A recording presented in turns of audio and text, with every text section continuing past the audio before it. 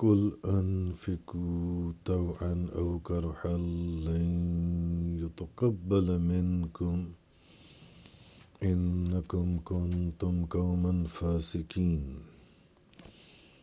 آپ کہیے کہ تم اللہ کے راستے میں خوشی سے خرچ کرو یا ناخوشی سے، تم سے ہرگز قبول نہیں کیا جائے گا، کیونکہ تم فاسق لوگ ہو۔ وما منعهم ان تقبل منهم نفقاتهم إلا أنهم كفروا بالله وبرسوله ولا يأتون الصلاة إلا وهم كسالى ولا ينفقون إلا وهم كارهون۔ ان کے خرچ کیے ہوئے کو صرف اس وجہ سے قبول نہیں کیا گیا کہ وہ اللہ اور اس کے رسول کے ساتھ کفر کرتے ہیں اور صرف سستی اور کاہلی کے ساتھ نماز پڑھنے کے لیے آتے تھے، اور اللہ کے راستے میں صرف خرچ تو کرتے ہیں مگر ناخوشی سے، اللہ کے راستے میں ناخوشی سے، یعنی بد دل ہو کر خرچ کرتے ہیں۔ اب جیسا کہ آپ لوگ جانتے ہیں کہ مسلسل منافقوں کا ذکر چل رہا ہے، منافقوں کی مختلف کیفیات، منافقوں کی مختلف، کہیں کفار کا ذکر چلتا ہے، کہیں اہل ایمان کا ذکر چلتا ہے۔ اب بے شمار پچھلی آیات سے منافقوں کا ذکر چل رہا ہے، ان کی مختلف کیفیات کو بیان کیا جا رہا ہے، ان کے مختلف حالتوں کو بیان کیا جا رہا ہے، ان کے مختلف اقوال کو بیان کیا جا رہا ہے کہ وہ کیا کہتے تھے، وہ کیا کرتے تھے۔ کہ کبھی تو جیسے کل کے بیان میں ہی آپ دیکھ لیں کہ اگر آپ کو کوئی آسمانی مدد یا غنیمت پہنچے تو ان کو برا لگتا ہے، اور اگر آپ کو کوئی مصیبت پہنچے تو وہ کہتے ہیں کہ ہم نے تو پہلے ہی احتیاط کر لی تھی جون سی ہے، اور خوشیاں مناتے ہیں۔ اور اگر آپ کو کوئی نعمت پہنچے، آرام پہنچے، کوئی مال غنیمت پہنچے، کوئی مدد پہنچے، تو پھر وہ کیا کہتے ہیں، ان کے تو ماتم مچ جاتا ہے جن سے۔ اور پھر یہ کہ وہ جب یہ کہتے ہیں کہ ہم نے تو پہلے ہی بچت کر لی تھی، اگر کوئی نقصان پہنچے تو آپ ان کو فرمائیے کہ اللہ نے ہمارے لیے جو مقدر کر دیا ہمیں وہی پہنچتا ہے، وہی ہمارا مالک ہے، اور ایمان والوں کو اللہ پر ہی توکل کرنا چاہیے۔ اور پھر دوسرا یہ کہ تم کس انتظار میں بیٹھے ہو، کیا چیز دیکھ رہے ہو، تو ہمارے لیے تو دونوں بھلائی ہیں، ہم فتح یاب ہوں یا شہید ہوں، دونوں صورتوں میں ہم کامیاب ہیں، مگر تمہارے لیے تم کس چیز کا انتظار کر رہے ہو؟ تو ہم بھی تمہارے لیے انتظار کر رہے ہیں کہ تمہیں اللہ کے ہاتھ سے عذاب اللہ تعالیٰ خود سے پہنچاتا ہے یا ہمارے ہاتھوں سے تمہیں عذاب دلواتا ہے جن سے۔ تو اب آگے آیت نمبر 53 جو میں نے آج بیان کی، 54، کہ آپ کہیے کہ تم اللہ کے راستے میں خوشی سے خرچ کرو یا خوشی سے نہ خرچ کرو، دونوں صورتوں میں تم مجبوری میں خرچ کرو یا خوشی سے، اللہ کے رسول کی بارگاہ میں پیش کر، تم سے قبول نہیں کیا جائے گا۔ کیوں؟ کیونکہ تم فاسق لوگ ہو۔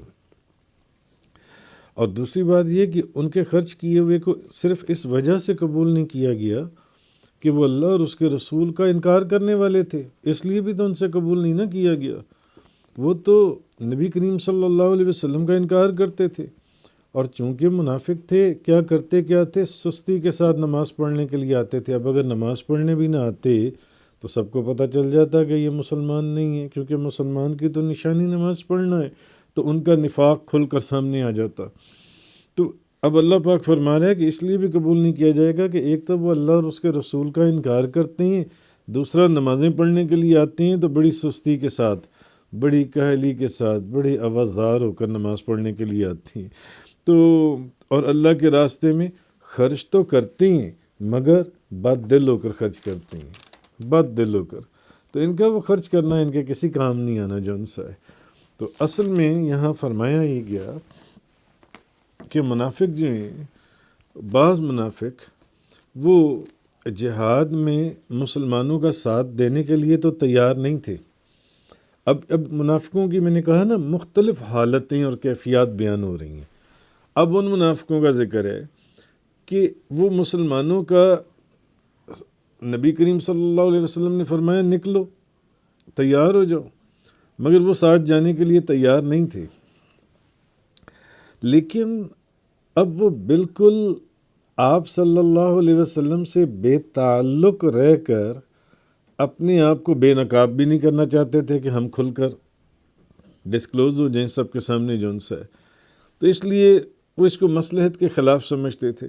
تو اب نبی پاک صلی اللہ علیہ وسلم کی بارگاہ میں کچھ مالی امداد پیش کرتے تھے کہ ہم جا تو نہیں رہے، ہماری طرف سے مالی امداد قبول فرمائیے، ہماری طرف سے کچھ مالی امداد، تاکہ پردہ بھی پڑا رہے کہ یہ ہمارے ساتھ ہی ہیں، بھئی چھپے بھی نہیں جو ان سے.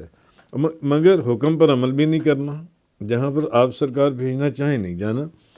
تو جد بن قیس جس کا کل ذکر گزرا تھا پیچھے، وہ بھی کچھ چندہ لے کر حاضر ہوا. یہ وہی شخص جس نے کہا تھا کہ میں تو وہ گوری عورتوں کے میں تو فتنے میں پڑ جاؤں گا، آپ مجھے فتنے میں ڈالنا چاہتی ہیں کہ میں تو بڑا کمزور آدمی ہوں، میں تو عورتوں کے چکر میں.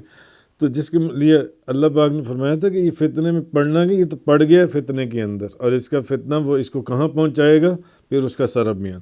اب وہ بندہ بھی نا حضور کی بارگاہ میں کچھ ہدیہ لے کر آیا، چندہ لے کر آیا کہ آپ میری طرف سے نہیں اس کو قبول فرمائیں. مگر اللہ کے رسول نے اس کو قبول نہیں فرمایا. کیوں؟ کیونکہ مالی امداد بھی اصل میں اسی کی قبول کی جاتی ہے جس کے دل میں ایمان صادق اور یقین محکم پکا یقین ہو، اور ایمان جو ان سے جس کا وہ اظہار کر رہا ہے وہ سچا ایمان ہو جو ان سے. تو اصل چیز یہ اس آیہ کریمہ کے اندر. تو حضرت انس رضی اللہ تعالی عنہ، اب اس کی مزید تفسیر کے اندر مفسرین نے کیا فرمایا کہ حضرت انس بیان کرتے ہیں کہ نبی کریم صلی اللہ علیہ وسلم نے فرمایا اللہ کسی مومن کی نیکی میں کوئی کمی نہیں کرے گا. جو مومن کی نیکیاں ہیں نا، جو ایمان والے ہیں، اللہ ان کی نیکیوں میں کوئی کمی نہیں کرے گا، اور اس کو اس نیکی کا عوض جو مومن کی نیکی ہے، جو مومن کی نیکی ہے. الحمدللہ آپ مومن ہیں، آپ مومن ہیں، آپ مومن ہیں، آپ سب مومن ہیں، الحمدللہ رب. اللہ کسی مومن کی نیکی میں کوئی کمی نہیں کرے گا، اس کو اس نیکی کا عوض دنیا میں بھی دے گا اور آخرت میں بھی اس کو اجر دے گا. آپ نے جو نیکی کی آپ کو اس نیکی کا اجر اس دنیا میں بھی ملے گا اور آخرت میں بھی ملے گا. یہ تو ہے مومن کی شان. اب رہی بات کافر کی، تو کافر تو اس نے اللہ کے لیے جو بھی نیکیاں اس نے کی دنیا میں، ان کا جو عوض ہے اللہ اس کو دنیا میں دے دے گا، دنیا میں. لیکن جب وہ آخرت میں پہنچے گا تو اس کے پاس کوئی نیکی نہیں ہوگی. مگر مومن کی شان یہ ہے کہ اس کو اس کی نیکی کا اجر اس دنیا میں بھی ملے گا اور اس دنیا میں ملے گا. مگر کافر جو نیکی کرے گا اس کی وہ جو نیکی ہے اس کا عوض اللہ تعالیٰ اس کو صرف دنیا میں دے گا. جب آخرت میں وہ جائے گا تو اس کے پاس کوئی نیکی نہیں ہوگی جس کا اس کو اجر دیا جائے. نہیں. حضرت حکیم بن حزام رضی اللہ تعالیٰ عنہ بیان کرتے ہیں کہ اللہ کے رسول سے عرض کیا گیا، انہوں نے اللہ کے رسول سے عرض کیا، یا رسول اللہ، میں زمانہ جاہلیت میں، جب زمانہ جاہلیت تھا تو میں چند امور میں کچھ ایسے کام کرتا تھا عبادت کی نیت سے، زمانہ جاہلیت میں ایمان لانے سے پہلے. کیا ان کا بھی مجھے کچھ اجر ملے گا کہ اس حالت میں نے جو نیکیاں کی تھیں؟ تو نبی کریم صلی اللہ علیہ وسلم نے فرمایا تم نے جو پہلے نیکیاں کی تھیں تم نے ان کو سلامت رکھا ہے. اور ایک روایت میں ہے، اور روایت میں کہ انہوں نے کہا یعنی وہ زمانہ جاہلیت میں یا ایمان لانے سے پہلے وہ صدقہ کیا کرتے تھے، غلام آزاد کیا کرتا تھا، وہ رشتہ داروں سے نیک سلوک کرتے تھے. تو اصل میں بات سمجھانے کی یہ ہے کہ جو کافر کفر پر مرے گا اس کو اس کی نیکیوں کا دنیا میں تو اجر ملے گا مگر آخرت میں نہیں ملے گا. اس کو آخرت میں اس کا اجر نہیں ملے گا۔ لیکن جو کافر اسلام لے آئے اس کو جو کفر کی حالت میں بھی اس نے نیکیاں کی ہیں اس کا بھی اجر ملتا ہے۔ جو حالت کفر میں بھی اس نے نیکیاں کی، حضرت ابو سعید خدری رضی اللہ تعالیٰ عنہ بیان کرتے ہیں کہ نبی کریم صلی اللہ علیہ وسلم نے فرمایا، جب کافر مسلمان ہو جائے اور مسلمان ہو کر نیک عمل کرے تو اللہ تعالیٰ اس کی ہر پچھلی نیکی کو بھی لکھ لیتا ہے۔ جب کافر مسلمان ہو جائے اور مسلمان ہو کر نیک عمل کرے تو اللہ تعالیٰ اس کی ہر پچھلی نیکی کو بھی لکھ لیتا ہے اور اس کے ہر پچھلے گناہ کو مٹا دیتا ہے۔ اب یہ اللہ کا فضل اور اس کا کرم ہے کہ کافر جب مسلمان ہو جائے اور مسلمان ہو کر وہ نیک کام کرے، نیک عمل کرے، تو اس کی ہر پچھلی نیکی کو، یہ نہیں ہے کہ اگر اس کے جو ان سے پچھلے گناہ ہیں وہ گناہ نہیں لکھے جا رہے تو اس کی نیکیاں بھی نہیں لکھی جا رہی، نہیں۔ کافر جب ایمان لے آیا اور مسلمان ہو گیا اور اس نے نیک عمل کیے تو اللہ تعالیٰ اس کی ہر پچھلی نیکی کو بھی لکھ لیتا ہے اور اس کے ہر پچھلے گناہ کو مٹا دیتا ہے۔ اور اسلام لانے کے بعد وہ جو نیکی کرے گا اس کی تو پھر حالت یہ ہے کہ اس کا اجر 10 گنا سے لے کے 700 گنا تک ہے، وہ اب اس کی مرضی ہے، جتنا مرضی عطا فرمائے۔ اور مگر اسلام کے بعد وہ جو گناہ کرے گا وہ 1 گناہ ہی لکھا جائے گا۔ یہ اللہ کا فضل ہے، یہ اللہ کا کرم ہے کہ مومن سے اگر کوئی گناہ ہو جائے تو 1 گناہ ہی لکھا جائے گا، اور اگر کوئی نیکی ہو جائے تو اس کے دل کی کیفیت یا اس کے فضل اور اس کے کرم کے اوپر اس کا 1 کے بدلے 10، 70، 700 پتہ نہیں کتنا اس کا اجر دیا جائے گا، سوا اس کے کہ اللہ اس کو معاف کر دے، جیسے کہ صحیح بخاری شریف کی حدیث مبارکہ ہے۔ تو حضرت حکیم بن حزام نے کہا کہ میں نے نبی پاک صلی اللہ علیہ وسلم، یا رسول اللہ، زمانہ جاہلیت میں جو میں نے نیکیاں کی تھیں، مثلا میں صدقہ کرتا تھا، غلام آزاد کرتا تھا، رشتہ داروں سے نیک سلوک کرتا تھا، تو نبی کریم صلی اللہ علیہ وسلم نے فرمایا تم نے جو نیکیاں کی تھیں نا، تم نے ان کو سلامت رکھا۔ یعنی جو کافر کفر پر مرے اس کو اس کی نیکیوں کا آخرت میں اجر نہیں ملے گا، جو کافر کفر پر مرے، لیکن جو کافر اسلام لے آئے اس کو زمانہ کفر کی نیکیوں کا بھی اجر ملے گا۔ اس نے حالت کفر میں بھی جو نیکیاں کی، اور اس کے گناہ تو ویسے ہی ختم ہو جائیں گے جب وہ اسلام لے آیا، ایمان لے آیا جن سے۔ تو مومن کی نیکی میں اللہ تعالیٰ کوئی کمی نہیں کرے گا، اور اس کی نیکی کا عوض، جو میں نے پہلے حدیث سنائی، اس کی نیکی کا عوض، مومن کی جو نیکی ہے اس کی نیکی کا عوض اس کو دنیا میں بھی ملے گا اور اس کو آخرت میں بھی اس کا اجر دیا جائے گا۔ مگر کافر جو ہے اس نے اللہ کے لیے جو نیکیاں کی دنیا میں کی، ان کا عوض صرف اللہ تعالیٰ اس کو دنیا میں دے گا، آخرت میں جب وہ پہنچے گا تو اس کے پاس کوئی نیکی نہیں ہوگی، کوئی نیکی۔ ایک تو دونوں کے اندر یہ ڈفرنس آ گیا، مومن اور کافر کی۔ لیکن اگر کافر مسلمان ہو جائے تو اس کی پہلی نیکیاں بھی سلامت کر دی جاتی ہیں، اس کی پہلی نیکیاں بھی قائم رہتی ہیں جو ان سے، مگر پہلے گناہ معاف کر دیے جاتے ہیں۔ یہ کمال۔ تو عروہ بیان کرتی ہیں احادیث کے اندر کہ سویبہ ابو لہب کی لونڈی تھی، اب ابو لہب کافر تھا، ابو لہب نے اس کو آزاد کر دیا تھا۔ تو نبی کریم کیوں؟ اچھا، وہ جو سویبہ تھی اس نے نبی کریم صلی اللہ علیہ وسلم کو دودھ پلایا تھا، حضور کو دودھ پلایا تھا۔ تو جب ابو لہب مر گیا تو اس کے بعض رشتہ داروں نے اس کو بہت برے حال میں دیکھا، تو اس نے پوچھا کہ بھئی تمہارے ساتھ کیا معاملہ ہوا؟ تو ابو لہب نے کہا کہ تم سے جدا ہونے کے بعد مجھے کوئی خیر نہیں ملی، البتہ مجھے اس انگلی سے پلایا جاتا ہے کیونکہ میں نے سویبہ کو آزاد کیا تھا۔ بخاری شریف۔ اور ایک اور روایت میں کچھ الفاظ یوں ہیں، محدث رزین کی روایت میں کچھ اضافہ ہے۔ عروہ نے کہا کہ سویبہ ابو لہب کی باندی تھی، اور اس باندی نے جب ابو لہب کو نبی کریم صلی اللہ علیہ وسلم کی ولادت کی خوشخبری دی، حضور کی ولادت کی، جس کو آج علماء جو ہیں نبی کریم صلی اللہ علیہ وسلم کے میلاد پاک کے فضائل کے اندر اس حدیث کو بیان کرتے ہیں، ان حدیثوں کو، کہ سویبہ ابو لہب کی لونڈی تھی، اور اس نے جب ابو لہب کو نبی کریم صلی اللہ علیہ وسلم کی ولادت کی، میلاد کی خوشخبری سنائی، تو اس نے اس کو آزاد کر دیا. اس نے کہا جاؤ تم آزاد ہو، تم آزاد ہو. تو اس نے نبی کریم صلی اللہ علیہ وسلم کو دودھ پلایا تھا ثویبہ نے. تو جب ابو لہب کفر پر مرا تو اب حضرت عباس بن عبد المطلب وہ اسلام لانے کے بعد انہوں نے خواب میں ابو لہب کو دیکھا.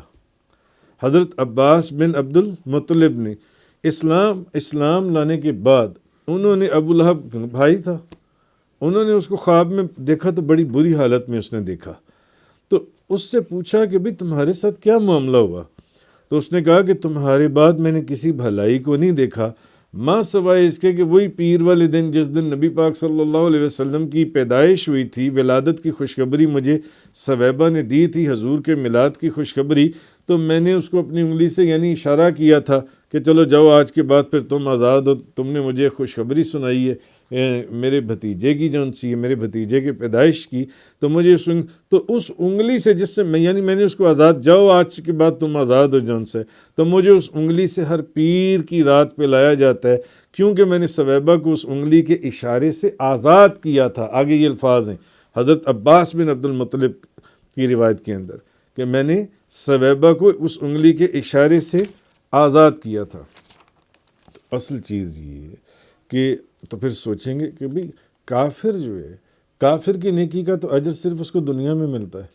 تو پھر ابو لہب کو جون سا مرنے کے بعد بھی اس کے عذاب میں کچھ تخفیف کی گئی. تو یہ پھر ایکسیپشنل کیسز ہیں. یعنی نبی کریم صلی اللہ علیہ وسلم اس کو تو یہ پتہ ہی نہیں تھا کہ آنے والے وقت کے نبی اور نبیوں کے سردار ہیں.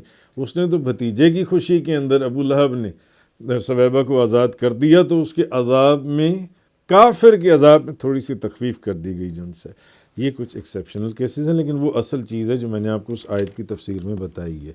خیر، تو آگے جو یہ فرمایا گیا کہ یہ اصل میں یہ وہ لوگ ہیں، ان کے ہدیے کیا قبول، ان کا کیا چندہ وصول کرنا ہے. یہ تو وہ لوگ ہیں جو سستی اور کاہلی کے ساتھ نماز پڑھنے کے لیے آتی ہیں. تو حضرت ابن عباس نے فرمایا کہ اگر وہ لوگ کرتے کیا تھے کہ جب تو دیکھتے نا کہ اور بھی دوست احباب سامنے بیٹھے ہوئے ہیں تو نماز پڑھ لیتے تھے. بھئی یہ دیکھیں گے کہ میں نماز نہیں پڑھ لو. لیکن جب اکیلے ہوتے تھے تو نماز نہیں پڑھتے تھے. اکیلے جو ان سے ہوتے تھے نماز نہیں پڑھتے تھے. بعض لوگ ایسے ہوتے ہیں کہ سامنے 5-10 دوست بیٹھے ہوں تو اٹھ کر نماز پڑھ لیتی ہیں، یار یہ ساری نماز پڑھ لیں تو میں بھی نماز پڑھ لوں.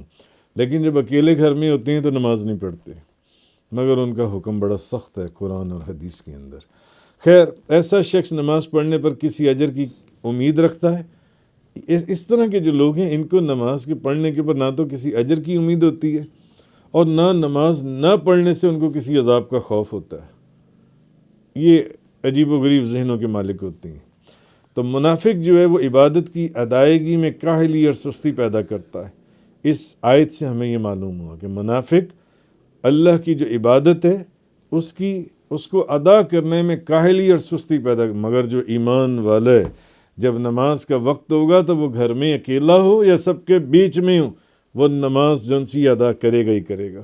مگر جس کے اندر یہ خصوصیات پائی جائیں گی جن کا ذکر یہاں کیا جا رہا ہے، وہ پھر دو لوگوں کے سامنے تو نماز پڑھے گا مگر اکیلے میں نماز نہیں پڑھے گا. یہاں تو کوئی دیکھنے والا ہی نہیں ہے، کون دیکھے گا مجھے کہ میں نماز نہیں پڑھ رہا. تو آگے فرمایا، بہرحال فرمایا یہ گیا اس آیت کے اندر کہ تم اللہ کے راستے میں خوشی سے خرچ کرو یا نہ خوشی سے، تم سے ہرگز قبول نہیں کیا جائے گا. کیوں؟ کیونکہ تم فاسق لوگ ہو.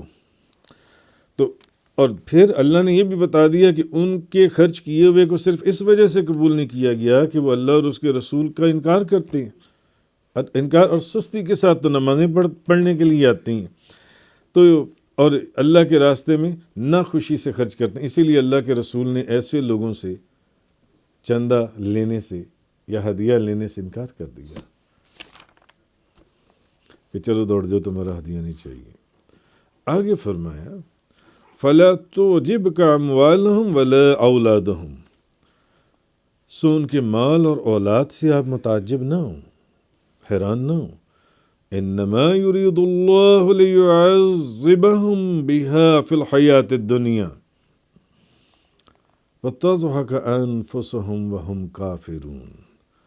سو ان کے مال اور اولاد سے آپ متعجب نہ ہوں، اللہ یہ ارادہ فرماتا ہے کہ ان کو ان کے مال اور ان کی اولاد کے سبب سے ان کو دنیا کی زندگی میں بھی عذاب دے. ان کے مال اور ان کی اولاد ہی ان کے لیے عذاب کا سبب بن جانا ہے دنیا کی زندگی میں بھی. اور ان کی جانیں، جب ان کی جان نکلے گی تو ان کی جان اس حالت میں نکلے گی کہ وہ کفر کرنے والی ہوں گی، وہ کفر کرنے والی ہوں گی. اللہ تبارک و تعالیٰ نے بات فرمائی. تو اللہ تعالیٰ کی دین کی مسلسل مخالفت کے باوجود، کیونکہ آپ پیچھے قرآن پاک کی تفسیر میں یہ پڑھ آئی ہیں کہ بعض یہود، بعض نصارہ، بعض کفار اور بعض منافق جو بیچ میں، وہ یہ اعتراض کرتے تھے کہ جناب اگر آپ حق کے اوپر ہیں تو آپ کی حالت تو بڑی غیر ہے. دولت کی فراوانی تو ہمارے پاس ہے، اولاد، بیٹوں بیٹیوں کی فراوانی تو ہمارے پاس ہے، مال دولت تو ہمارے پاس ہے، محل تو ہماری، شان و شوکت تو ہماری، آپ کے پاس کیا ہے؟ تو اگر تم حق کے اوپر ہوتے تو آج تمہارے پاس بھی بڑی دولت ہوتی، بظاہر دنیاوی دولت کا اس کے. تو اب اللہ کے دین کی مسلسل مخالفت کے باوجود بظاہر تو ان کے پاس دولت کی فراوانی تھی، اولاد کی بھی بڑی کثرت تھی، ان کے گھروں میں بھی بڑی چہل پہل اور رونق تھی. تو ہو سکتا ہے کہ کوئی سادہ لو بندہ جو ہے ان کی ظاہری آن بان کو دیکھ کر وہ بھی یہی کہتا جیسے وہ لوگ کہا کرتے تھے کہ ہم حق کے اوپر ہیں. یار ان کے پاس تو دولت بھی ہے، اولاد بھی ہے، محل بھی ہیں، غلام بھی ہیں، نوکر بھی ہیں، یہ حق پر ہیں. اگر ہم حق کے اوپر ہوتے تو اللہ تعالیٰ یہ ساری چیزیں ہمیں دیتا. یہ حق کے اوپر نہ ہوں کہیں، یہ حق پر ہیں تو ان کے پاس نوکر بھی ہیں، غلام بھی ہیں، دولت بھی ہے، گھر بار بھی ہے اور بے شمار چیزیں بھی ہیں جو ان سی ہیں. اصل میں پھر اس آیت کے اندر یہ چیز فرمائی گئی کہ یہ دنیاوی جو ٹھاٹ باٹ ہے نا، ان کو کانسنٹریٹ نہ کرو. یہ دنیاوی ٹھاٹ باٹ ہی جو تمہیں ان کی اولادیں نظر آتی ہیں. کیوں؟ ایک تو کفر کی گندگی میں گرے ہوئے، دوسرے نفاق کی گندگی میں گرے ہوئے، تیسرا اللہ اور اس کے رسول کے انکار کی گندگی میں گرے ہوئے. تو جو ان کے وجود میں وہی باہر نکلنا ہے. ان کی اولادیں اور ان کا یہ جو ٹھاٹ باٹ ہے یہی ان کی بربادی کا سبب بنے گا، یہی ان کی بربادی کا سبب بننے والا ہے. کیوں؟ کیونکہ وہ اس اولاد کی محبت میں یا اس مال کی محبت میں جن سے وہ اس قدر انہوں نے اپنی آنکھیں بند کی ہوئی ہیں کہ ان کو ساری عمر ان کی گزر جائے گی مگر یہ حق کو دیکھنے کے قابل نہیں ہو سکیں گے. یہ حق اور جو صحیح چیز ہے اس کو قبول کرنے کے قابل ہی نہیں ہو سکیں گے. جن سے ان کو اتنی فرصت ہی نہیں ملے گی. تو اس چیز کو اللہ نے فرمایا کہ جب یہ مریں گے، ان کی جان نکلے گی تو یہ کفر پر مریں گے، یہ کفر کے اوپر مریں گے. تو کیا اس سے بڑی کوئی سزا اور ہو سکتی ہے جن سی ہے؟ تو اصل چیز یہ ہے کہ ہر وہ نعمت، بھلے وہ اولاد ہے، بھلے وہ نوکر چاکر، دولت، مال، یہ سارا کچھ ہے، ہر وہ نعمت جو اللہ کی اور اللہ کے رسول کی یاد سے غافل کر دے وہ انسان کے لیے سب سے بڑا عذاب ہے. ہر وہ نعمت جو انسان کو اللہ اور اس کے رسول سے پیچھے کر دے، اللہ اور اس کے رسول سے دور کر دے، وہی انسان کے لیے سب سے بڑا عذاب ہے. تو اصل میں اس آیہ کریمہ کے اندر اب یہ فرمایا آپ ان کے مال اور اولاد سے متعجب نہ ہوں، تعجب نہ کریں. اللہ یہ ارادہ فرماتا ہے کہ انہیں ان کے مال اور ان کی اولاد کے سبب ہی دنیا کی زندگی میں ان کا مال اور ان کی اولاد ہی ان کے لیے عذاب بن جائیں. اور آپ دیکھیں دنیا میں ایسا ہوتا ہے کہ نہیں، بعض لوگوں کا مال، بعض لوگوں کی اولاد ہی ان کے لیے عذاب بن جاتی ہے. عذاب کیوں؟ اس لیے کہ اللہ اور اس کے رسول سے دور ہو گئے، اللہ اور اس کے رسول سے پیچھے ہو گئے، اور ان کی جانیں اس حال میں نکلیں کہ وہ کفر والے ہوں، ان کی جانیں جون سی نا وہ جب اس حال میں نکلیں گی کہ وہ کفر بنے وَتَضْحَكَ أَنفُسُهُمْ وَهُمْ كَافِرُونَ، اور ان کی جانیں اس حال میں نکلیں کہ وہ کفر کرنے والی ہوں۔ تفسیر قرآن کا یہ لیکچر انگلش میں سننے کے لیے براہ کرم ڈسکرپشن میں موجود لنک پر کلک کریں۔